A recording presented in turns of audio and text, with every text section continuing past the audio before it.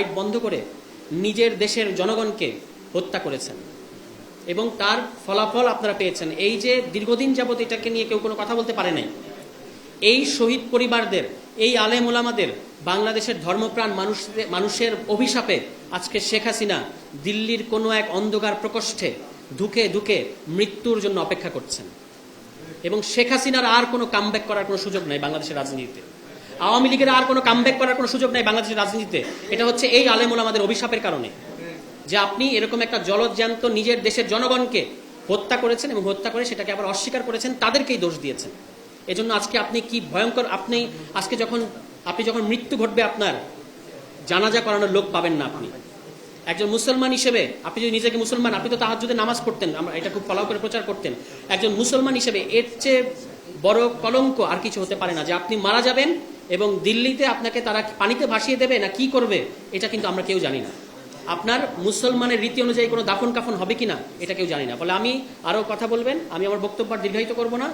শুধু যেটা বলতে চাই, আমাদের এই গণতান্ত্রিক অভিযাত্রায় সামনে আমাদের যে গণতান্ত্রিক রাষ্ট্র আমরা করতে চাচ্ছি সেটার জন্য এই শহীদদেরকে, শাপলা চত্বরের শহীদদের রাষ্ট্রীয় স্বীকৃতি দিতে হবে এবং আমি আহ্বান জানাবো আমাদের ন্যাশনাল ওলামা অ্যালায়েন্সকে, আরও স্টেক হোল্ডার যারা আছেন তাদেরকে নিয়ে এটার একটা প্রপার ডকুমেন্টেশন করতে হবে এই অন্যায়ের, এবং এটা আমাদের বহির্বিশ্বের কাছে দেখাতে হবে যে আপনারা শুধুমাত্র জুলাই গণহত্যা দেখছেন, কিন্তু শেখ হাসিনা জুলাই গণহত্যা শেখ হাসিনা বানায় নাই। শেখ হাসিনা তৈরি হয়েছে ওই পিলখানা হত্যাকাণ্ডের মধ্য দিয়ে, শেখ হাসিনা তৈরি হয়েছে এই শাপলা গণহত্যার মধ্য দিয়ে, এবং এগুলো যেহেতু সে করতে পেরেছে, কেউ তাকে বাধা দেয় নাই, এ কারণেই জুলাই গণহত্যা ঘটেছে।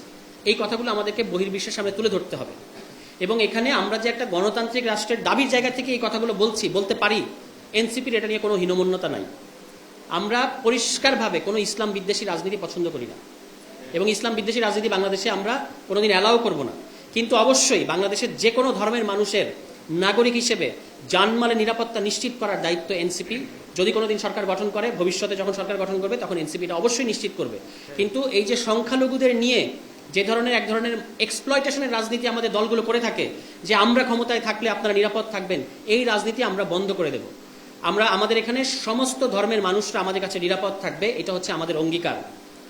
লাস্ট যে কথাটা বলবো সেটা হচ্ছে পশ্চিম বাংলার পরিস্থিতি আপনারা দেখতে পাচ্ছেন। 19 শতকে আলোকায়ন হয়ে গেল, পুনর্জাগরণ হয়ে গেল, ঈশ্বরচন্দ্র বিদ্যাসাগর আসলো, রামমোহন রায় আসলো, বঙ্কিমচন্দ্র আসলো, বিবেকানন্দ আসলো, এই একের পর এক আলোকায়নের ওয়েভ বাম রাজ্য থেকে আজকে রাম রাজ্যে এসে ঠেকেছে। এটা হচ্ছে পশ্চিম বাংলার বর্তমান পরিস্থিতি।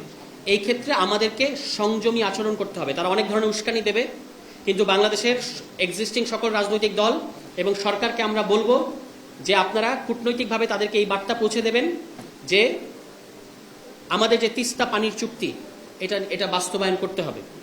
এতদিন আপনারা বলেছেন যে মমতার কারণে করা যাচ্ছে না, এখন তো আর মমতা নাই, আপনাদের দল ক্ষমতায় পশ্চিম বাংলায়। কাজেই এই তিস্তা পানির চুক্তি এটা বাস্তবায়ন করতে হবে, 1 এবং 2, আপনারা যে আপনাদের মুসলমান নাগরিকদেরকে বাংলাদেশি হিসেবে চিহ্নিত করে তাদেরকে বাংলাদেশের ভিতরে পুশিং করছেন, এটা বন্ধ করতে হবে।